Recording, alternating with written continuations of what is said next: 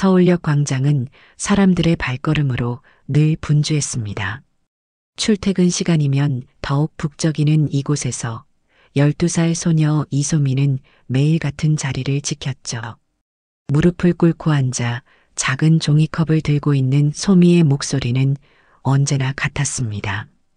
1,000원만 주세요. 소미의 말은 대부분 사람들의 귀에 닿기도 전에 사라졌습니다. 바쁘게 오가는 사람들은 그저 지나칠 뿐이었죠.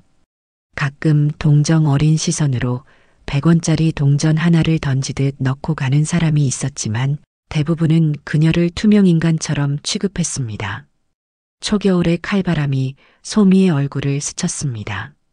낡은 패딩은 이미 보온성을 잃은 지 오래였죠. 소미는 오른손으로 왼손목을 살며시 어루만졌습니다. 그곳에는 낡고 바랜 은팔찌가 있었어요. 엄마가 남겨준 유일한 기억의 조각이었습니다. 1,000원만 주세요. 오늘 저녁 먹을 돈이 없어요. 소미의 목소리는 점점 작아졌지만 그럼에도 포기하지 않았습니다. 아픈 엄마를 위해 약을 사야 했으니까요. 엄마 윤혜리는 기침이 심해져 일을 나가지 못한 지 3일째였습니다. 반지하 방에 누워 소미가 올 때까지 기다리고 있을 엄마를 생각하니 발걸음을 떼기 힘들었죠. 그때였습니다. 검은색 고급 세단 한 대가 역 앞에 멈춰 섰습니다. 차문이 열리고 한 남자가 내렸습니다. 키가 크고 단정한 수트를 입은 그 남자는 다른 사람들과는 달랐습니다. 정세준. 사람들이 쉽게 알아볼 수 있는 제2그룹의 회장이었죠. 세준은 누군가를 기다리는 듯 주변을 둘러보았습니다. 겨울바람에 흩날리는 머리카락을 정돈하며 시계를 확인했습니다. 약속 시간보다 20분이나 일찍 도착한 탓에 잠시 시간을 보내야 했죠. 사장님, 커피 한 잔 드릴까요? 운전기사가 물었습니다. 아니, 괜찮아요. 잠시 걸어볼게요. 세준은 담담하게 대답하며 주변을 둘러보기 시작했습니다. 늘 바쁜 일정 속에서 이렇게 홀로 거리를 걷는 시간은 드물었죠. 그는 무심코 발걸음을 옮겼고 어느새 사람들 사이로 구걸하는 한 소녀 앞에 서 있었습니다. 1,000원만 주세요. 소미의 말은 공허하게 허공으로 흩어졌습니다. 사람들은 지나치기 바빴죠. 하지만 세준은 발걸음을 멈추었습니다. 그의 시선이 소녀의 얼굴로 그리고 천천히 그녀의 손목으로 향했습니다. 그 순간 세준의 눈빛이 변했습니다. 소미의 손목에 감겨있는 팔찌. 오래되고 낡았지만 그 디자인은 분명했습니다. 15해 전 자신이 직접 디자인했던 그 팔찌였습니다. 단 하나뿐인 사랑하는 사람에게 주었던 그 팔찌. 그 팔찌. 세준의 목소리가 떨렸습니다. 소미는 놀라 고개를 들었습니다. 평소와 다른 반응에 당황한 듯 입술을 깨물었죠. 소미의 맑은 눈동자가 세준의 눈과 마주쳤습니다. 그 눈빛은 어딘가 익숙했습니다. 세준은 가슴 한편이 아려오는 것을 느꼈습니다. 그 팔찌는 어디서 얻었니? 세준의 목소리는 평소보다 부드러웠습니다. 소미는 경계하듯 팔을 감추며 뒤로 물러났습니다. 엄마가 주셨어요. 제 것이에요. 세준은 천천히 무릎을 꿇고 소미의 눈높이에 맞추었습니다. 내 이름이 뭐니? 네. 소미요. 소미의 목소리는 작았지만 또렷했습니다. 소미야, 내 엄마 이름은? 세준의 질문에는 간절함이 묻어났습니다. 소미는 한참을 망설였습니다. 낯선 사람에게 개인정보를 알려주면 안 된다고 엄마가 항상 말했으니까요. 하지만 이 남자의 눈빛에는 이상한 진심이 담겨 있었습니다. 윤혜리. 소미가 작은 목소리로 대답했습니다. 그 이름을 듣는 순간 세준의 얼굴이 창백해졌습니다. 한순간에 수많은 기억들이 그의 머릿속을 스쳐 지나갔습니다. 해리와의 첫 만남, 사랑했던 시간들, 그리고 강제로 헤어져야 했던 그날. 내 엄마는 지금 어디 계시니? 세준의 목소리가 떨렸습니다. 아파서 집에 계세요. 소미의 눈에는 걱정이 가득했습니다. 저는 약값을 벌어야 해요. 세준은 주머니에서 지갑을 꺼냈습니다. 그리고 소미의 종이컵에 10,000원짜리 지폐 몇 장을 넣었습니다. 소미의 눈이 커졌습니다. 이렇게 많은 돈을 한 번에 받아본 적이 없었으니까요. 고맙습니다. 소미는 놀란 표정으로 말했습니다. 세준은 잠시 생각에 잠겼습니다. 그리고 결심한 듯 말했습니다. 소미야, 내 엄마를 만나고 싶은데 괜찮을까? 소미는 경계하는 눈빛으로 세준을 바라보았습니다. 낯선 남자가 갑자기 엄마를 만나고 싶다니 이상했습니다. 하지만 동시에 이 사람이 엄마를 아는 것 같다는 생각이 들었습니다. 엄마는 많이 아파요. 소미가 조심스럽게 말했습니다. 그래도 꼭 만나야 해. 세준의 목소리에는 단호함이 묻어났습니다. 내가 도울 수 있을지도 모르니까. 소미는 잠시 고민했습니다. 그리고 이 남자가 엄마를 도울 수 있다면 한번 믿어보기로 했습니다. 소미는 천천히 일어나 세준을 바라보았습니다. 따라오세요. 세준은 소미를 따라 걸으며 운전기사에게 전화했습니다. 오늘 약속은 취소해 주세요. 중요한 일이 생겼습니다. 그렇게 한 남자의 멈춘 발걸음은 새로운 시작을 알렸습니다. 세준은 알지 못했습니다. 이 만남이 그의 인생을 완전히 바꿔놓을 거라는 것을. 그리고 소미 역시 알지 못했습니다. 이 낯선 남자가 자신의 아버지일 거라는 것을. 소미는 좁은 골목길을 따라 걸었습니다. 세준은 그 뒤를 묵묵히 따라갔죠. 고급 정장을 입은 그의 모습은 낡은 건물들 사이에서 더욱 이질적으로 보였습니다. 하지만 세준의 마음은 과거로 빠르게 달려가고 있었습니다. 15해 전 대학 졸업 후 유학 중이던 세준은 같은 학교에서 공부하던 윤혜리를 만났습니다. 활기차고 꿈 많던 그녀는 세준의 마음을 단번에 사로잡았죠. 냉철하고 이성적이었던 그가 처음으로 마음을 연 사람이었습니다. 세준 씨, 이거 봐요. 내가 디자인한 팔찌예요. 해리의 목소리가 세준의 기억 속에서 생생하게 울려 퍼졌습니다. 그날 밤 두 사람은 별이 쏟아지는 캠퍼스 잔디밭에 누워 있었죠. 이걸 내가 만들었어요? 별로인데. 세준은 팔찌를 바라보며 웃었습니다. 해리는 그의 팔을 살짝 쳤습니다. 말도 안 돼요. 세준 씨가 그린 스케치를 바탕으로 내가 만든 거잖아요. 그때 세준은 해리의 손을 잡고 조심스레 팔찌를 채워주었습니다. 이건 우리 인연의 증표야. 언제나 간직해줘. 기억 속에서 해리의 웃음소리가 점점 희미해지고 세준은 현실로 돌아왔습니다. 소미가 낡은 아파트 단지 앞에 멈춰섰죠. 여기에요. 소미가 말했습니다. 낡은 다세대 주택이었습니다. 소미는 반지하로 내려가는 계단으로 세준을 안내했죠. 그곳에서 나는 곰팡이 냄새가 세준의 코를 찔렀습니다. 이런 환경에서 해리가 살고 있다니 믿기지 않았습니다. 소미가 문을 열자 작고 어두운 방이 나타났습니다. 구석에 이불을 덮고 누워있는 여인의 모습이 보였죠. 해리였습니다. 한때 반짝이던 그녀의 눈동자는 이제 질병으로 희미해져 있었습니다. 엄마 오셨어요. 소미가 작은 목소리로 말했습니다. 세준은 문간에 서서 꼼짝할 수 없었습니다. 그토록 찾아 헤매던 사람이 이런 모습으로 만나게 될 줄은 상상조차 하지 못했죠. 해리는 천천히 고개를 돌렸고 세준을 바라보는 순간 그녀의 눈이 커졌습니다. 세준 씨. 해리의 목소리는 바람에 흔들리는 낙엽처럼 연약했습니다. 왜 이제 오셨어요? 이 말 한마디에 세준의 심장이 무너져 내렸습니다. 15해가 한순간에 무너져 내리는 느낌이었죠. 그는 천천히 해리에게 다가가 무릎을 꿇었습니다. 해리, 미안해. 세준의 목에서는 짐승 같은 울음소리가 새어나왔습니다. 왜 말 안 했어?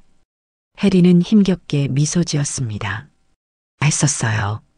하지만 당신 어머니가 찾아와 날 막았어요. 세준은 충격으로 말을 잇지 못했습니다. 어머니가 해리를 찾아갔다니. 그는 아무것도 몰랐습니다. 단지 해리가 갑자기 연락을 끊고 사라졌다는 사실만 알았을 뿐이었죠. 소미는 세준의 시선이 소미에게 향했습니다. 해리는 천천히 고개를 끄덕였습니다. 네, 당신 딸이에요. 세준 씨의 딸. 세준은 그 자리에서 무너지듯 주저앉았습니다. 자신도 모르게 흐르는 눈물을 닦을 생각조차 하지 못했죠. 소미는 혼란스러운 표정으로 두 어른을 번갈아 바라보았습니다. 엄마, 무슨 말이에요? 소미가 조심스럽게 물었습니다. 해리는 소미에게 손짓했습니다. 소미가 다가가자 해리는 그녀의 손을 꼭 쥐었죠. 소미야, 내가 항상 물어봤던 아빠. 여기 오셨어. 소미의 눈이 커졌습니다. 그녀의 작은 입술이 떨렸죠. 하지만 소미는 아무 말도 하지 않았습니다. 그저 물러서서 벽에 등을 기댔을 뿐이었습니다. 세준은 주머니에서 휴대폰을 꺼내 빠르게 전화를 걸었습니다. 최 비서, 지금 당장 최고의 의사를 모셔오세요.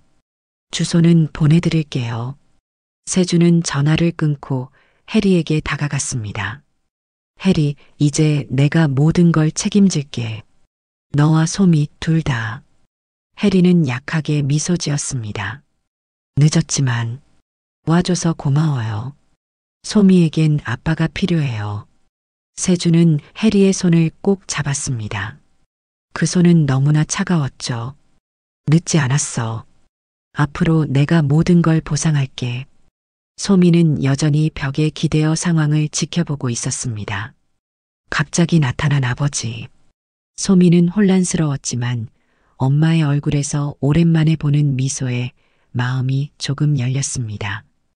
얼마 후 의사와 간호사들이 도착했습니다. 해리는 곧바로 최고급 병원으로 이송되었죠. 세준은 모든 절차를 직접 챙겼습니다. 소미는 그런 세준의 모습을 조용히 지켜보았습니다. 병원으로 가는 차 안에서 세준은 소미에게 조심스럽게 말을 건넸습니다. 소미야, 갑자기 나타나서 미안해. 내가 내 딸이라는 걸 알았더라면 진작 찾아왔을 거야. 소미는 잠시 침묵했습니다. 그리고 작은 목소리로 물었습니다. 정말 제 아빠예요? 세준의 눈에 다시 눈물이 고였습니다. 그래, 소미야. 내가 내 아빠야. 소미는 다시 침묵했습니다. 하지만 그녀의 작은 손이 팔찌를 어루만지는 모습이 세준의 눈에 들어왔습니다. 과거의 흔적, 그리고 숨겨진 이름. 이제 모든 것이 드러났습니다. 엄마가 괜찮아질까요? 소미가 걱정스러운 눈빛으로 물었습니다. 세준은 확신에 찬 목소리로 대답했습니다. 반드시 나아질 거야. 내가 약속할게. 그렇게 세준의 인생에 새로운 장이 시작되었습니다. 잃어버렸던 가족을 찾은 순간 그는 자신의 모든 것을 바꾸기로 결심했습니다. 병원 복도는 깨끗하고 조용했습니다. 흰 벽과 반짝이는 바닥, 그리고 소독약 냄새는 소미에게 낯설었죠. 소미는 의자에 앉아 자신의 낡은 신발만 뚫어지게 바라보고 있었습니다. 모든 상황이 너무 빨리 변해서 혼란스러웠습니다. 해리는 중환자실에 입원했습니다. 폐렴이 심해져 즉각적인 치료가 필요하다는 의사의 말에 세준은 최고의 의료진을 불러 모았죠. 소미는 그런 세준의 모습을 멍하니 지켜보고 있었습니다. 소미야, 뭐 먹고 싶은 거 있니? 세준이 조심스럽게 물었습니다. 소미는 천천히 고개를 들어 세준을 바라보았습니다. 그리고 고개를 저었죠. 괜찮아요. 배고프지 않아요. 세준은 한숨을 내쉬었습니다. 어떻게 다가가야 할지 몰랐죠. 12살이 된 딸을 어떻게 대해야 하는지 그는 아무것도 몰랐습니다. 소미야, 이제 집에서 기다리지 않아도 돼. 세준이 말했습니다. 내가 엄마와 너를 돌볼게. 소미는 잠시 침묵했습니다. 그리고 조용히 물었죠. 왜 지금까지 안 오셨어요? 이 질문은 세준의 가슴을 찔렀습니다. 그는 잠시 말을 못 잇다가 진실을 말하기로 했습니다. 몰랐어. 정말로 몰랐단다. 엄마는 항상 아빠 얘기를 했어요. 소미가 말했습니다. 멋진 사람이라고, 언젠가 만나게 될 거라고. 세준의 눈가에 눈물이 맺혔습니다. 해리가 그토록 힘든 상황에서도 자신에 대해 좋은 말만 해주었다는 사실이 가슴 아팠죠. 소미야, 앞으로는 함께 할게. 약속할게. 세준이 진심을 담아 말했습니다. 그때 의사가 다가왔습니다. 정 회장님, 환자분과 잠시 대화하실 수 있습니다. 의식이 돌아오셨거든요. 세준은 소미와 함께 해리의 병실로 향했습니다. 해리는 산소 마스크를 쓴 채 약하게 누워 있었지만 두 사람이 들어오자 조용히 미소 지었죠. 해리. 세준이 침대 곁으로 다가가 그녀의 손을 잡았습니다. 해리는 천천히 마스크를 내리고 힘겹게 말했습니다. 세준 씨, 모든 걸 다 설명해야 할 것 같아요. 세준은 고개를 저었습니다. 지금은 쉬어. 다 나은 다음에 천천히 이야기하자. 하지만 해리는 고집스럽게 말을 이었습니다. 아니요, 지금. 말해야 해요. 소미는 창가에 서서 두 사람의 대화를 조용히 지켜보았습니다. 그녀의 작은 손가락이 여전히 팔찌를 만지작거리고 있었죠. 세준 씨가 유학 마치고 한국으로 돌아가고 얼마 지나지 않아 해리는 숨을 고르며 말을 이었습니다. 세준 씨 어머니가 찾아왔어요. 세준의 표정이 굳었습니다. 어머니는 항상 가문과 가업을 중시하는 분이었죠. 어머니가 뭐라고 했어? 회사의 미래와 가문의 명예를 위해서 이별해달라고. 해리의 목소리가 떨렸습니다.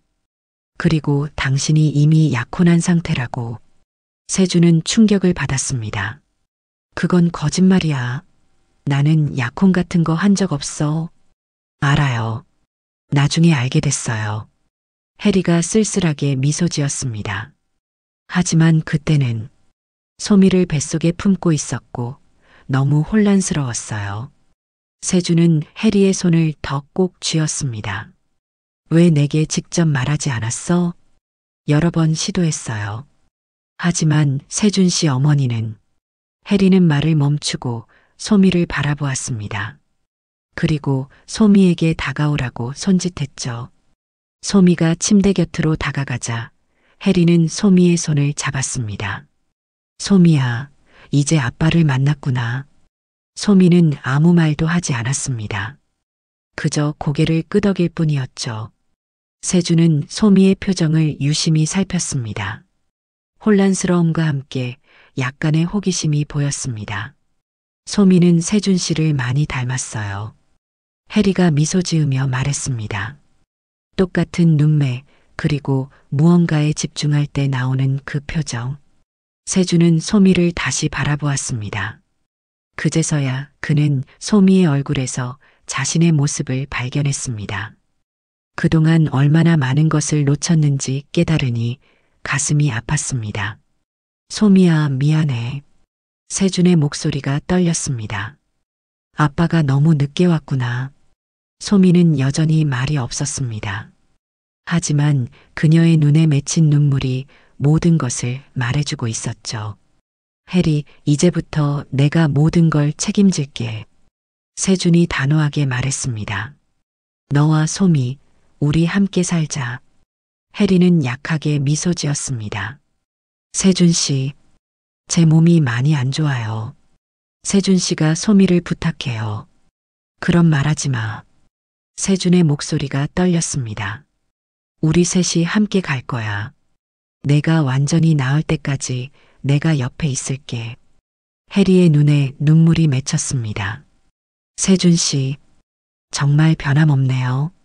세준은 깊은 한숨을 내쉬었습니다. 그리고 고개를 들어 소미를 바라보았죠. 소미야, 아빠가 이제부터 너와 엄마를 지킬게. 믿어줄래? 소미는 잠시 생각했습니다. 그리고 조용히 고개를 끄덕였죠. 그것만으로도 세준에게는 큰 위안이 되었습니다. 그럼 이제 어디로 가요? 소미가 조심스럽게 물었습니다. 세준은 잠시 생각했습니다. 자신의 집은 가족의 감시 아래 있었죠. 일단은 내 별채로 가자. 거기서 엄마가 퇴원할 때까지 지내는 거야. 소미는 다시 고개를 끄덕였습니다. 그녀의 눈에는 여전히 경계심이 있었지만 조금씩 열리고 있었죠. 소미야. 해리가 소미를 불렀습니다. 아빠를 믿어도 돼. 소미가 항상 궁금해했던 사람이야. 소미는 해리의 말에 천천히 고개를 끄덕였습니다. 그리고 조심스럽게 세준을 바라보았죠. 세준의 눈에는 진심이 담겨 있었습니다. 소미는 그것을 느낄 수 있었습니다. 엄마, 빨리 나아요. 소미가 작은 목소리로 말했습니다. 해리는 미소 지었습니다. 그럴게. 엄마가 아프다고 걱정하지 마. 이제 아빠가 같이 있잖아. 세준은 해리와 소미를 번갈아 바라보았습니다. 이제야 찾은 가족.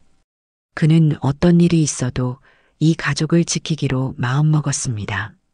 비록 15해가 늦었지만 이제부터라도 진정한 아버지가 되기로 결심했죠. 우리 함께 가자. 세준이 말했습니다. 이제 다시는 헤어지지 말자. 그렇게 세 사람의 재회는 진실을 밝히는 시간이 되었습니다. 하지만 이것은 시작에 불과했습니다. 이제부터 그들 앞에는 많은 도전이 기다리고 있었죠. 일주일이 지났습니다. 세준의 별채는 조용했지만 이전과는 다른 활기가 느껴졌습니다. 해리는 여전히 병원에 입원 중이었지만 상태는 점차 호전되고 있었죠. 세준은 매일 아침 출근 전 병원에 들러 해리를 살피고 저녁에는 소미와 함께 저녁 식사를 했습니다. 소미는 새로운 환경에 적응하느라 여전히 말이 적었습니다. 커다란 침대와 깨끗한 욕실, 맛있는 음식은 그녀에게 낯설었죠. 소미는 종종 창가에 앉아 하늘을 바라보곤 했습니다. 이날 아침 세준은 소파에서 뭔가를 발견했습니다. 그것은 낡은 스케치북이었죠. 호기심에 페이지를 넘기던 세준은 그 자리에 얼어붙었습니다. 소미가 그린 그림들은 놀라울 정도로 섬세하고 생동감이 넘쳤습니다. 이걸 소미가 그린 거야? 세준이 중얼거렸습니다. 그때 소미가 방에서 나왔습니다. 스케치북을 보는 세준을 발견한 소미는 놀라 달려와 스케치북을 낚아챘죠. 보지 마세요. 소미의 얼굴이 붉어졌습니다. 세준은 당황했습니다. 미안해, 소미야. 그냥 우연히 발견했어. 소미는 스케치북을 가슴에 꼭 안은 채 고개를 숙였습니다. 이건 제 비밀이에요. 세준은 조심스럽게 물었습니다. 그림을 좋아하는구나? 소미는 잠시 망설이다 고개를 끄덕였습니다. 엄마가 아플 때 그림 그리면 마음이 편해져요. 세준의 마음이 따뜻해졌습니다. 정말 잘 그리더구나. 누구한테 배웠니? 혼자 그냥. 소미가 작은 목소리로 대답했습니다. 길에서 본 것들을 그렸어요. 세준은 생각에 잠겼습니다. 그리고 결심한 듯 소미에게 말했죠. 오늘 엄마 병원 다녀온 후에 어디 좀 가볼까? 소미는 의아한 표정으로 세준을 바라보았습니다. 하지만 고개를 끄덕였죠. 그날 오후 세준은 소미를 데리고 시내의 한 미술학원으로 향했습니다. 그곳은 서울에서 가장 유명한 아동 미술교육센터였죠. 세준이 미리 연락해둔 미술 선생님이 그들을 기다리고 있었습니다. 안녕하세요, 김 선생님. 세준이 인사했습니다. 이쪽이 제 딸 소미예요. 김 선생님은 따뜻한 미소로 소미를 반겼습니다. 안녕, 소미야. 내 아빠가 내 그림에 대해 말해주셨어. 소미는 낯선 사람 앞에서 더욱 움츠러들었습니다. 세준은 부드럽게 소미의 어깨를 감쌌죠. 소미야, 선생님께 내 스케치북 좀 보여드릴래? 소미는 망설였습니다. 하지만 세준의 격려에 천천히 스케치북을 꺼냈죠. 김 선생님은 조심스럽게 페이지를 넘기기 시작했습니다. 그리고 점점 그의 표정이 진지해졌습니다. 이 아이, 색을 감정으로 쓰고 있어요. 김 선생님이 놀란 목소리로 말했습니다. 이건 단순한 재능이 아니에요. 세준은 자랑스러운 미소를 지었습니다. 그렇죠? 저도 놀랐어요. 김 선생님은 소미를 바라보았습니다. 소미야, 미술 수업을 받아본 적 있니? 소미는 고개를 저었습니다. 없어요. 정말 놀라운데. 김 선생님은 감탄했습니다. 타고난 감각이야. 이런 아이는 정말 드물어요. 세준은 소미의 표정을 살폈습니다. 소미의 눈에는 처음 보는 감정이 어려 있었죠. 기쁨과 당혹감이 섞인 듯 했습니다. 소미야, 여기서 그림 그리는 법을 배워볼래? 세준이 물었습니다. 내가 좋다면 말이야. 소미는 잠시 생각했습니다. 그리고 작은 목소리로 대답했죠. 해볼게요. 김 선생님은 활짝 웃었습니다. 좋아. 그럼 오늘부터 시작해볼까? 간단한 것부터 해보자. 세준은 소미와 김 선생님에게 공간을 주기 위해 교실 밖으로 나갔습니다. 창문을 통해 그는 소미가 천천히 그림을 그리기 시작하는 모습을 지켜보았죠.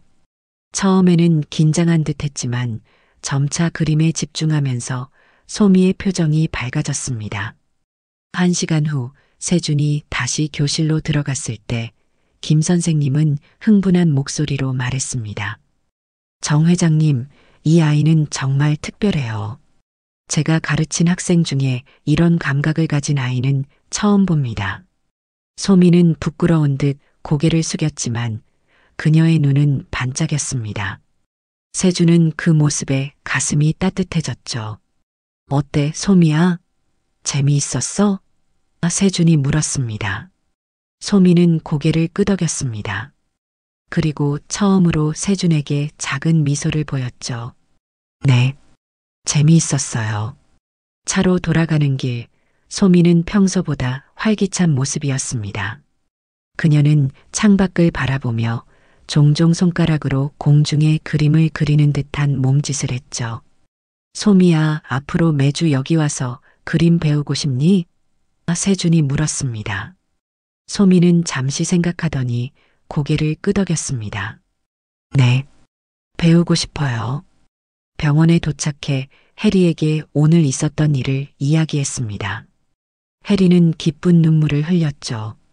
소미가 항상 그림 그리는 걸 좋아했어요.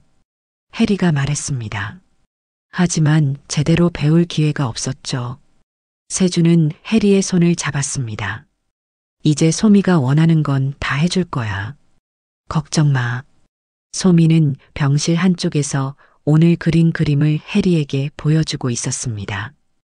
해리는 그림을 보며 환하게 웃었죠. 소미의 얼굴에도 오랜만에 밝은 미소가 피어났습니다. 그날 밤 집으로 돌아오는 차 안에서 소미가 조용히 말했습니다. 오늘 태어나서 처음으로 칭찬받았어요. 세준은 운전대를 잡은 손에 힘이 들어갔습니다. 가슴이 아렸죠. 12살이 되도록 제대로 된 칭찬 한 번 듣지 못한 딸. 세준은 마음속으로 다짐했습니다. 앞으로는 소미에게 부족함 없는 사랑을 주리라고. 소미야, 앞으로 더 많은 칭찬을 들을 거야. 세준이 진심을 담아 말했습니다. 내가 얼마나 특별한지 세상이 곧 알게 될 거야. 소미는 창밖을 바라보며 작게 미소 지었습니다. 그녀의 작은 손가락이 팔찌를 만지작거렸죠. 그것은 이제 단순한 장신구가 아니라 그녀의 새로운 여정의 시작을 알리는 상징이 되었습니다.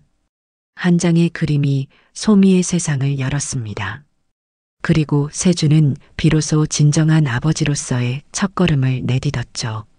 이제 그들 앞에는 새로운 길이 펼쳐지고 있었습니다. 한 달 후, 소미는 김 선생님의 추천으로 서울에서 가장 유명한 아동 미술학교에 입학하게 되었습니다. 매주 토요일마다 진행되는 특별 수업이었죠. 세주는 소미의 재능을 더 발전시키고 싶었고, 소미 역시 그림에 대한 열정이 커지고 있었습니다. 첫 수업 날, 소미는 긴장으로 얼굴이 하얗게 변했습니다. 커다란 미술학교 건물 앞에서 소미는 발걸음을 멈추었죠. 들어가기 싫어요. 소미가 작은 목소리로 말했습니다. 세주는 소미의 눈높이에 맞춰 무릎을 꿇었습니다. 왜 그러니, 소미야? 그림 그리는 거 좋아하잖아. 여기, 저 같은 아이들은 없을 거예요. 소미의 목소리가 떨렸습니다. 다들 부자고 잘난 아이들일 텐데. 세준의 가슴이 아팠습니다. 비록 지금은 자신과 함께 살고 있지만 소미의 마음속에는 여전히 가난하고 외로웠던 기억이 남아 있었죠. 소미야, 내가 얼마나 특별한지 알아? 세준이 진심을 담아 말했습니다. 내 재능은 정말 놀라워. 그리고 무엇보다 내 마음이 아름다워. 소미는 고개를 들어 세준의 눈을 바라보았습니다. 세준은 계속 말을 이었죠. 처음엔 모든 게 낯설고 어색할 수 있어. 하지만 조금만 용기 내볼래? 아빠가 끝날 때까지 여기서 기다릴게. 소미는 잠시 생각하더니 고개를 끄덕였습니다. 그리고 천천히 건물 안으로 들어갔죠. 세주는 소미의 뒷모습을 바라보며 깊은 한숨을 내쉬었습니다. 자신이 지난 12해 동안 소미 곁에 없었다는 사실이 늘 마음에 짐으로 남아 있었죠. 교실에 들어서자 10여 명의 아이들이 각자 이젤 앞에 앉아 있었습니다. 선생님이 소미를 반갑게 맞아주었죠. 여러분, 오늘부터 새 친구가 함께 공부할 거예요. 이소미라고 해요. 선생님이 소개했습니다. 아이들이 일제히 소미를 바라보았습니다. 소미는 고개를 숙인 채 조용히 인사했죠. 안녕하세요. 선생님은 소미에게 빈자리를 안내해 주었습니다. 자리에 앉자마자 소미는 자신의 낡은 스케치북을 꺼내 무릎 위에 올려놓았습니다. 주변의 아이들은 고급스러운 드로잉 북과 비싼 색연필 세트를 사용하고 있었죠. 수업이 시작되고 선생님은 오늘의 주제를 발표했습니다. 여러분, 오늘은 나의 행복한 순간을 그려볼 거예요. 여러분이 가장 행복했던 순간을 떠올려 보세요. 소미는 잠시 생각에 잠겼습니다. 행복한 순간? 그동안의 삶에서 행복한 순간을 찾기가 쉽지 않았죠. 하지만 곧 소미의 머릿속에 한 장면이 떠올랐습니다. 엄마가 건강했던 때 함께 한강공원에 가서 소풍을 했던 날이었죠. 소미는 천천히 연필을 움직이기 시작했습니다. 그녀의 손끝에서 강가의 풍경과 웃고 있는 엄마의 모습이 서서히 그려졌죠. 너무 집중한 나머지 주변의 시선도 잊어버렸습니다. 우와, 정말 잘 그린다. 소미는 놀라 고개를 들었습니다. 옆자리에 앉은 여자아이가 소미의 그림을 신기한 듯 바라보고 있었죠. 둥근 얼굴에 짧은 머리를 한 아이였습니다. 나는 유나예요. 너는 이소미지? 아이가 밝게 웃으며 말했습니다. 소미는 어색하게 고개를 끄덕였습니다. 네, 그림 정말 잘 그리네. 나는 저렇게 사람 표정을 살아있게 그리는 게 너무 어려워.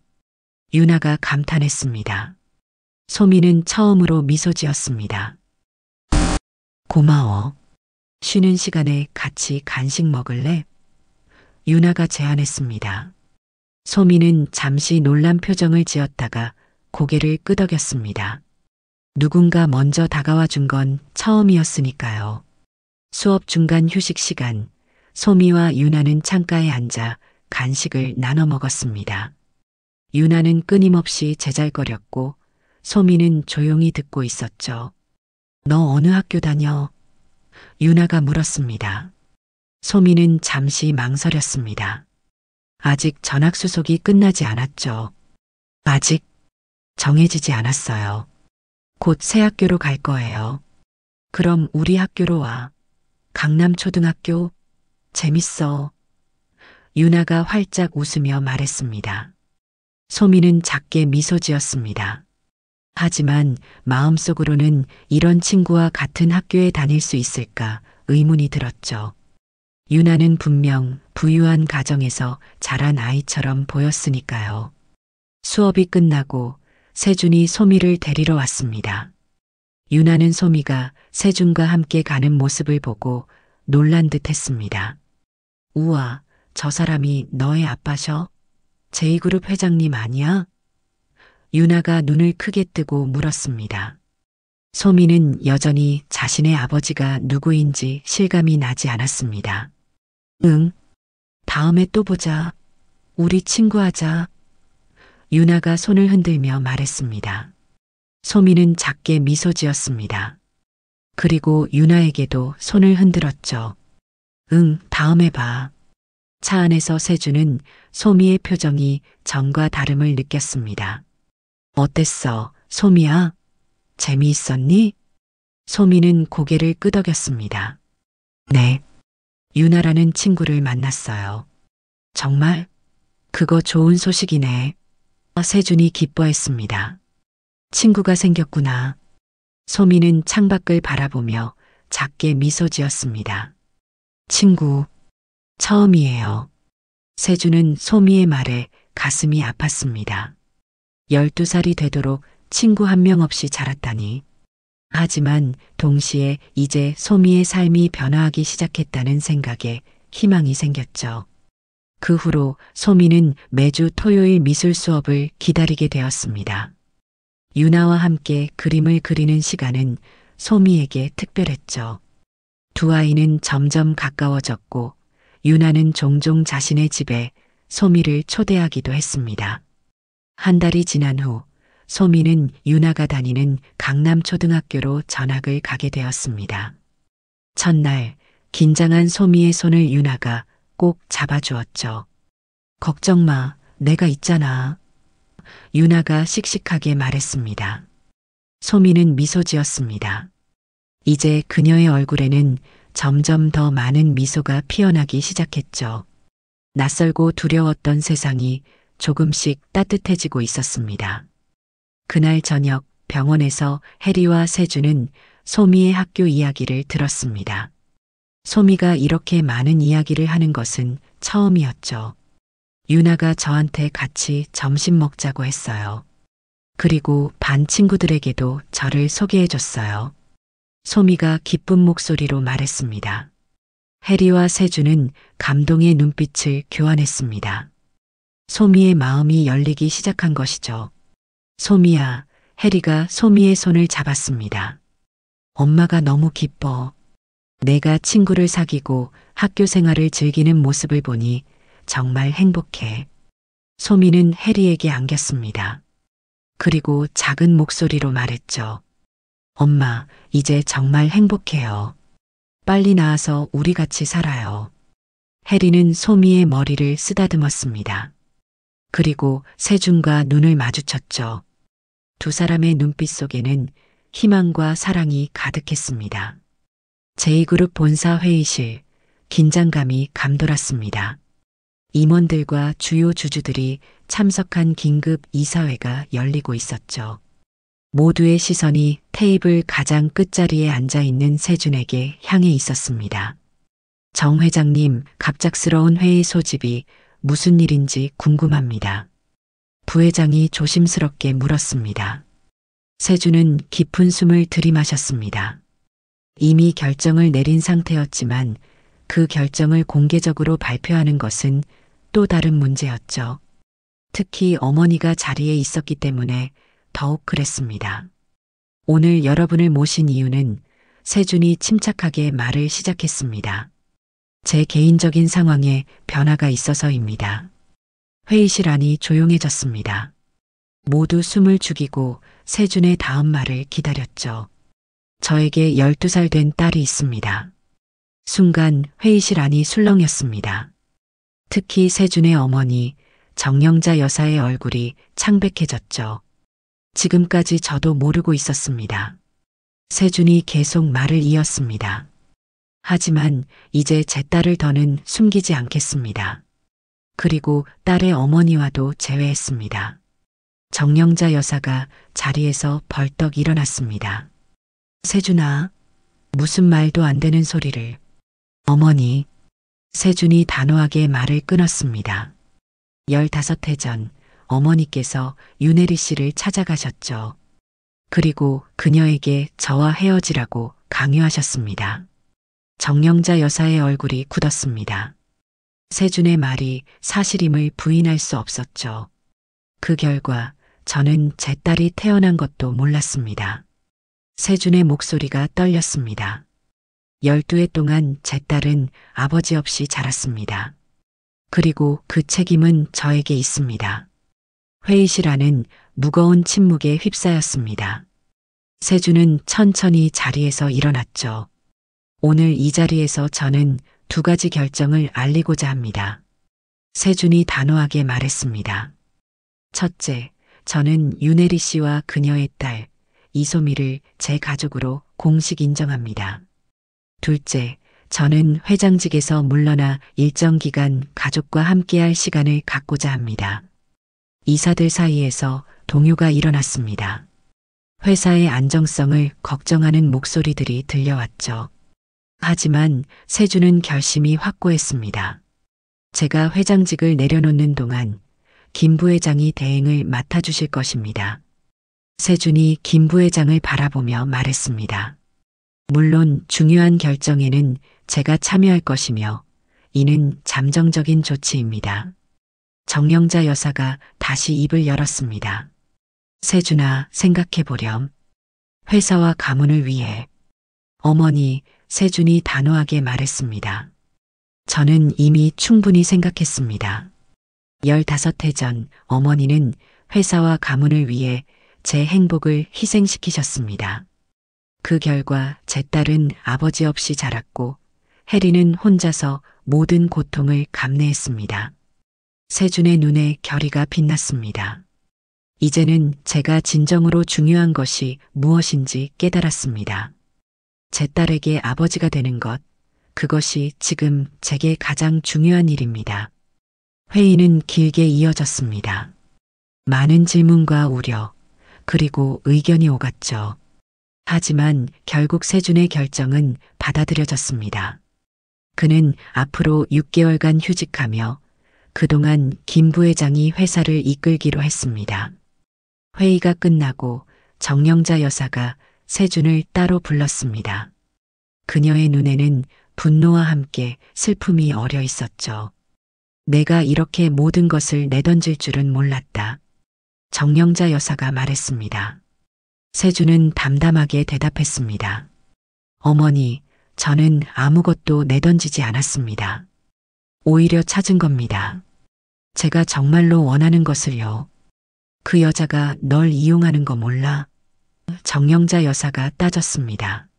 세준은 고개를 저었습니다. 어머니, 혜리는 지난 12해 동안 한 번도 저에게 연락하지 않았습니다. 제가 그녀를 우연히 발견했죠. 그녀는 돈 한 푼 요구하지 않았습니다. 정영자 여사는 말문이 막혔습니다. 세준은 계속 말을 이었죠. 어머니, 소미를 만나보세요. 제 딸입니다. 어머니의 손녀죠. 소미를 보면 어머니도 이해하실 겁니다. 정영자 여사는 한동안 침묵했습니다. 그리고 천천히 고개를 끄덕였죠. 데려오너라. 내 손녀라면 한번 만나보겠다. 세준의 얼굴에 안도의 미소가 번졌습니다. 첫걸음이었습니다. 병원에 도착한 세준은 해리에게 오늘 있었던 일을 모두 이야기했습니다. 해리는 놀란 표정을 감추지 못했죠.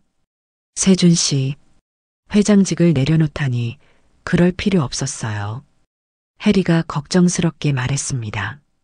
세준은 해리의 손을 잡았습니다. 필요 있어, 해리야. 소미에게 진짜 아빠가 되고 싶어? 그동안 놓친 시간을 조금이라도 보상하고 싶어? 해리의 눈에 눈물이 고였습니다. 세준 씨는 변하지 않았네요. 여전히 한번 결심하면 끝까지 가는. 그래서 당신을 잊지 못했어. 세준이 부드럽게 말했습니다. 15해가 지났지만 내 마음은 변하지 않았어. 두 사람의 눈이 마주쳤습니다. 그리고 오랜 시간이 지난 후에야 서로의 마음을 확인할 수 있었죠. 그날 저녁 세준은 소미에게 앞으로의 계획을 이야기했습니다. 소미는 조용히 듣고 있었죠. 소미야, 이제 우리 세 사람이 함께 살 거야. 세준이 말했습니다. 엄마가 퇴원하면 새 집으로 이사할 거고, 그리고 할머니도 만나볼 거야. 소미는 잠시 생각에 잠겼습니다. 그리고 조심스럽게 물었죠. 정말 제 아빠로 계속 있어 주실 거예요?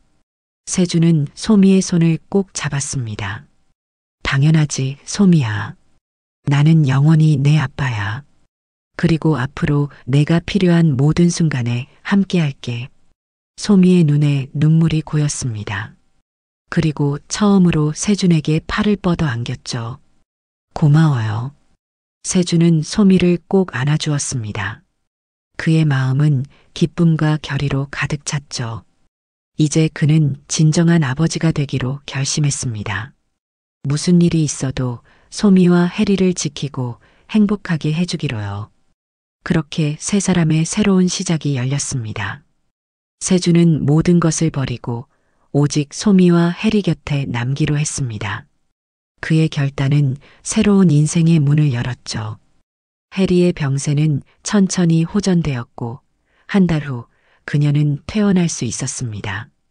세 사람은 한강이 내려다 보이는 새 아파트로 이사했죠. 그곳에서 그들은 조금씩 가족으로서의 시간을 쌓아갔습니다.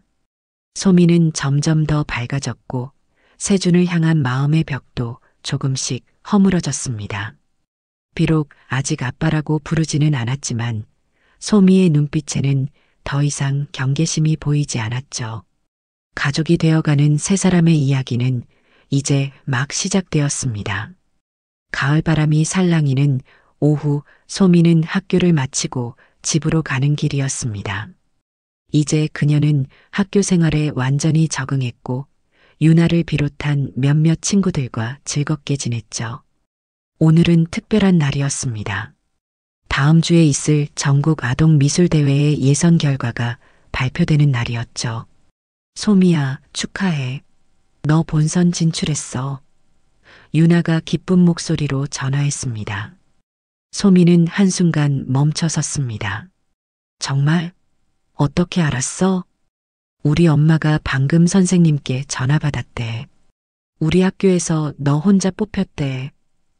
유나의 목소리가 흥분으로 가득했습니다. 소미의 얼굴에 미소가 번졌습니다. 김 선생님의 권유로 참가한 대회였지만 사실 기대하지 않았었죠. 고마워, 유나야. 집에 가서 아빠랑 엄마한테 말해야겠다. 전화를 끊고 소미는 발걸음을 서둘렀습니다. 그때 길가에 앉아있는 한 노인이 눈에 들어왔습니다.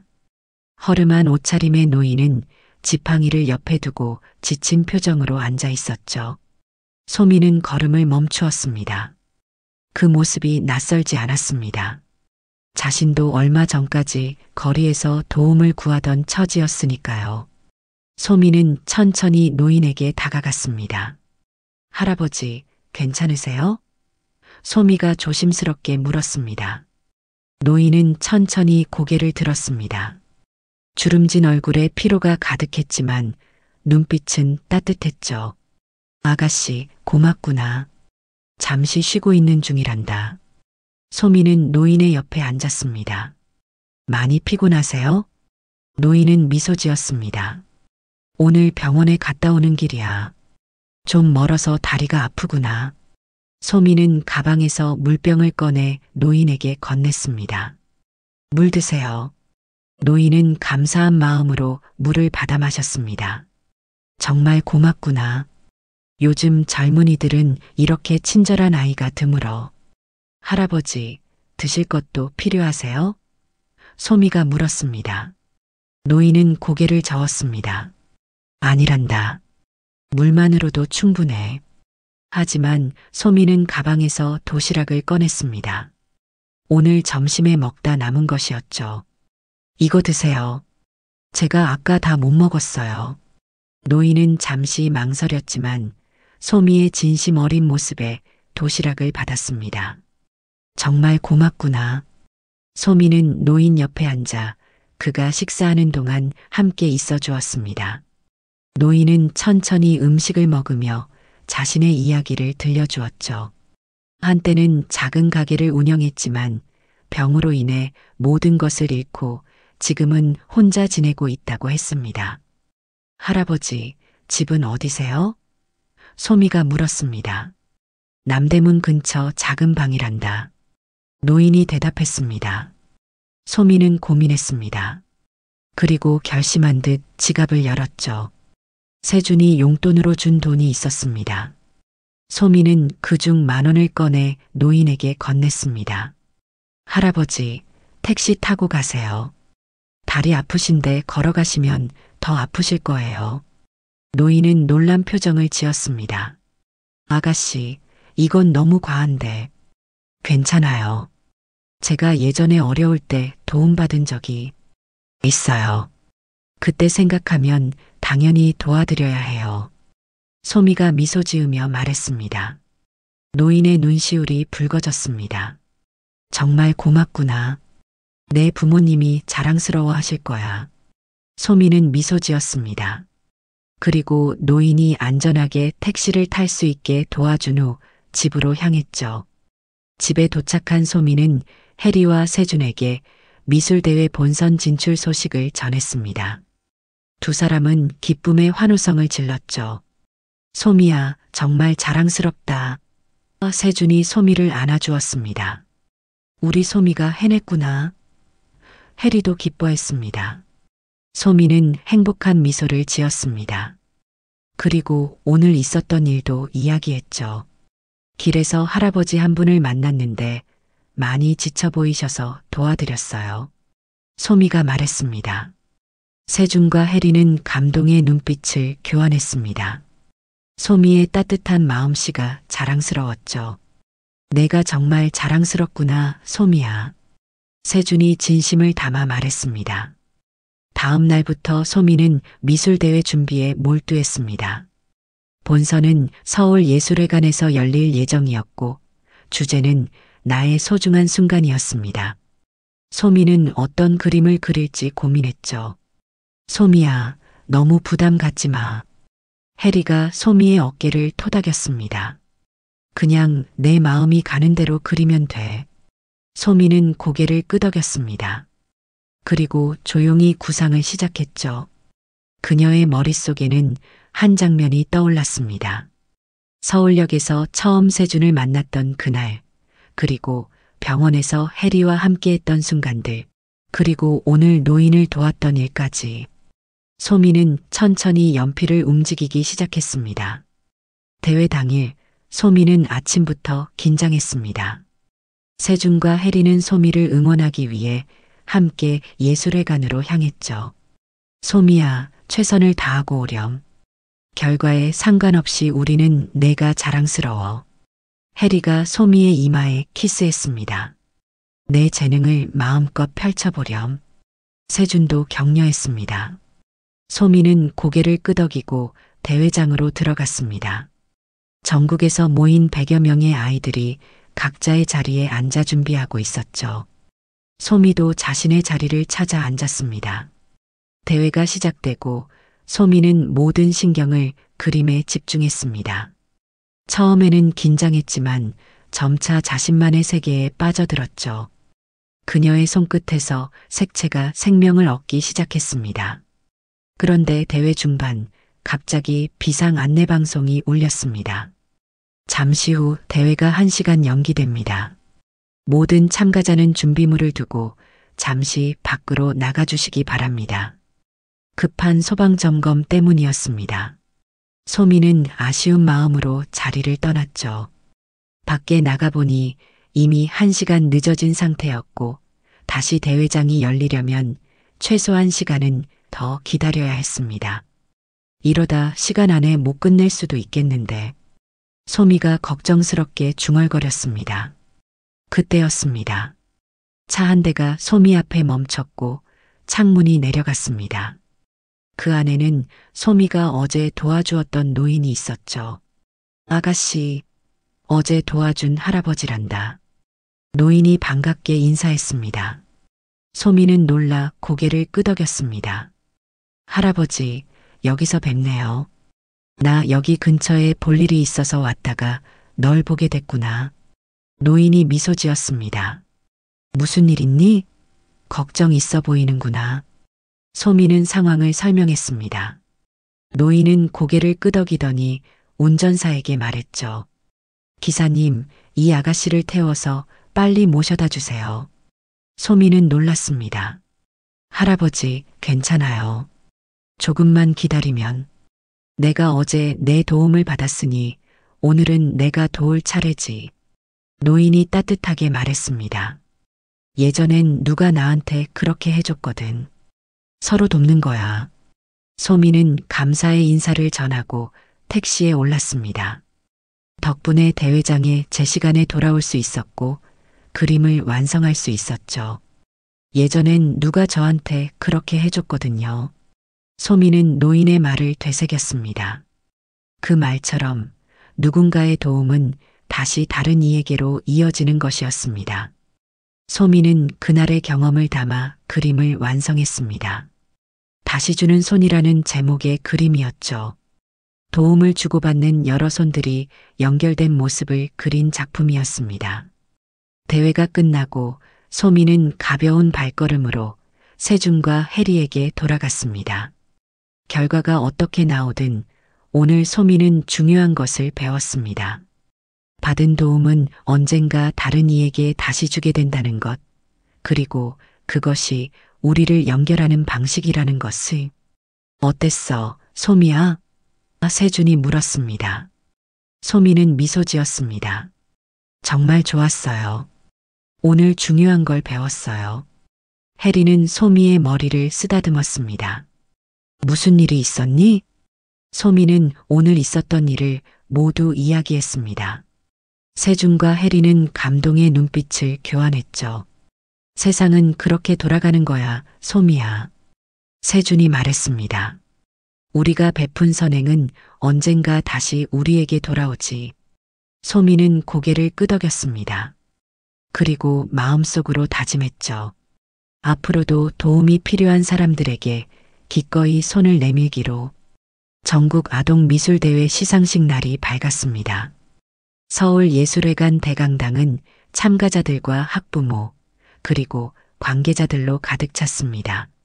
소미는 세준과 해리 사이에 앉아 조용히 순서를 기다리고 있었죠.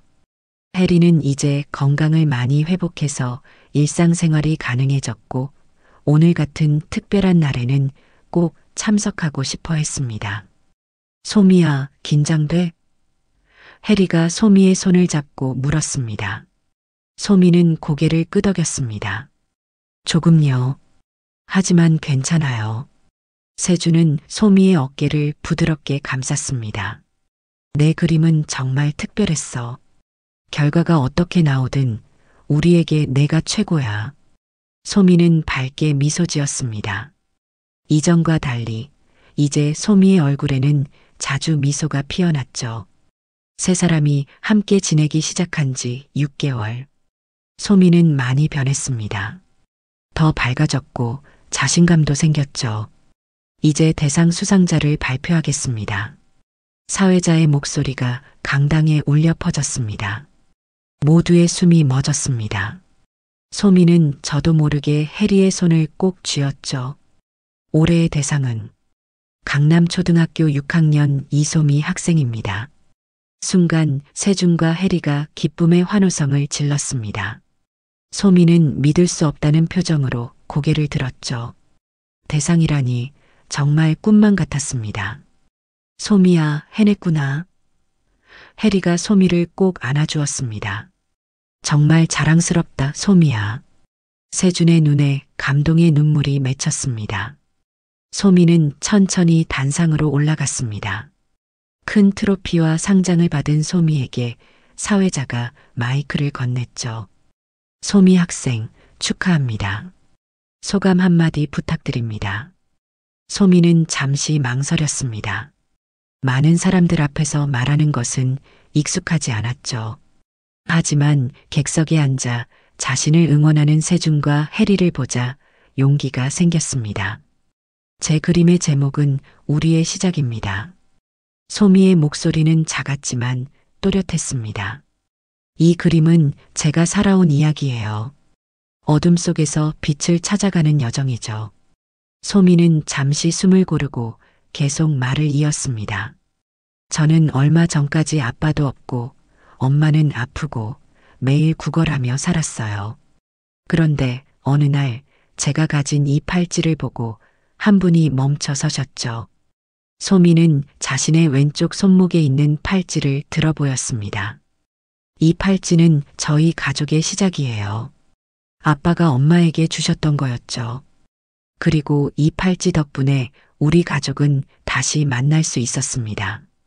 세준과 해리는 감동의 눈물을 흘렸습니다. 소미는 처음으로 대중 앞에서 자신의 이야기를 나누고 있었죠. 저는 이제 알았어요. 운명은 주어지는 게 아니라 내가 선택하는 거라는 걸요. 저는 그림을 통해 제 삶을 선택했고 미래를 그려가고 있습니다. 마지막으로 소미는 객석의 세준과 해리를 바라보았습니다. 그리고 처음으로 입을 열었죠. 아빠, 여기까지 올 수 있게 해줘서 고마워요. 세준의 얼굴에 눈물이 흘렀습니다. 아빠라는 말을 소미에게서 처음 들은 순간이었죠. 그 한마디가 세준의 마음을 완전히 녹였습니다. 시상식이 끝나고 여러 언론사에서 소미에게 인터뷰를 요청했습니다. 특히 제2그룹 회장의 숨겨진 딸이라는 사실이 알려지면서 더욱 주목받았죠. 소미 양 그림에 담긴 의미를 더 자세히 설명해 줄 수 있을까요? 한 기자가 물었습니다. 소미는 이제 더 이상 부끄러워하지 않고 자신의 생각을 말했습니다. 제 그림은 사람들의 손이 서로 연결되는 모습을 표현했어요. 우리는 모두 연결되어 있고 서로 도울 수 있다고 생각해요. 앞으로의 꿈은 무엇인가요? 다른 기자가 질문했습니다. 소미는 잠시 생각했습니다. 그리고 미소 지으며 대답했죠. 저는 그림을 통해 다른 사람들에게 희망을 주고 싶어요. 제가 그랬던 것처럼 어려운 상황에 있는 아이들에게 그림이 위로가 되었으면 해요. 인터뷰가 끝나고 소미는 세준과 해리에게 돌아갔습니다. 세준은 여전히 감동의 눈물을 닦고 있었죠. 소미야. 세준이 떨리는 목소리로 말했습니다. 내가 나를 아빠라고 불러준 것 정말 고마워. 소미는 부끄러운 듯 고개를 숙였습니다. 하지만 곧 용기를 내어 세준을 바라보며 말했죠. 이제부터 아빠라고 불러도 될까요? 세준은 소미를 꽉 안아주었습니다. 당연하지, 소미야. 나는 영원히 내 아빠야. 해리는 두 사람을 바라보며 행복한 눈물을 흘렸습니다. 오랜 시간이 걸렸지만 마침내 진정한 가족이 된 것이었죠. 그날 저녁 세 사람은 특별한 저녁 식사를 했습니다. 세준이 직접 요리를 했죠. 서툴렀지만 정성이 가득 담긴 음식이었습니다. 오늘 정말 특별한 날이네요. 해리가 미소 지으며 말했습니다. 맞아요. 소미도 웃으며 대답했습니다. 우리 가족에게 정말 특별한 날이에요. 세준은 두 사람을 바라보며 행복을 느꼈습니다. 그동안의 여정이 쉽지 않았지만 지금 이 순간이 모든 것을 보상해 주는 것 같았죠. 소미야, 앞으로 어떤 그림을 그리고 싶니? 세준이 물었습니다. 소미는 잠시 생각했습니다. 그리고 결심한 듯 대답했죠. 사람들에게 희망을 주는 그림을 그리고 싶어요. 그리고 나중에는 저처럼 어려운 아이들을 위한 미술학교를 만들고 싶어요. 세준과 혜리는 놀란 표정으로 소미를 바라보았습니다. 그들의 딸이 이렇게 크고 아름다운 꿈을 가지고 있다니 자랑스러웠죠. 멋진 꿈이구나, 소미야. 세준이 감동한 목소리로 말했습니다. 아빠가 꼭 도와줄게. 엄마도 소미가 꿈을 이룰 수 있게 항상 곁에 있을 거야. 혜리도 약속했습니다. 저녁 식사 후 소미는 베란다에 나가 밤하늘을 바라보았습니다. 별들이 반짝이는 하늘을 보며 소미는 그동안의 여정을 되돌아보았죠. 길고 어두웠던 터널을 지나 마침내 빛을 찾은 것 같았습니다. 소미는 자신의 팔찌를 어루만졌습니다.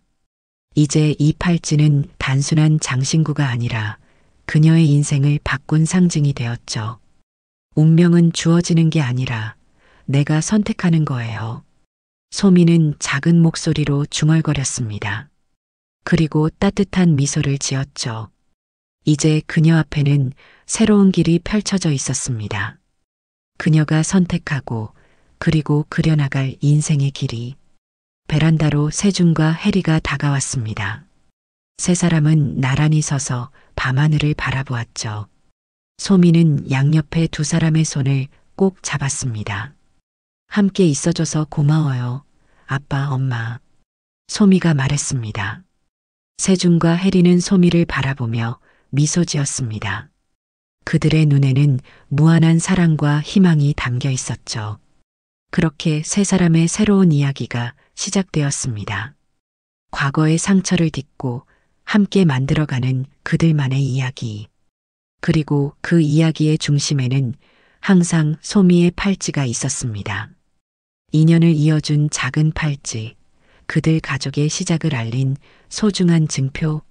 소미는 다시 한번 팔찌를 어루만지며 생각했습니다. 이제 내 선택으로 더 아름다운 그림을 그려나갈 거예요. 우리 가족과 함께.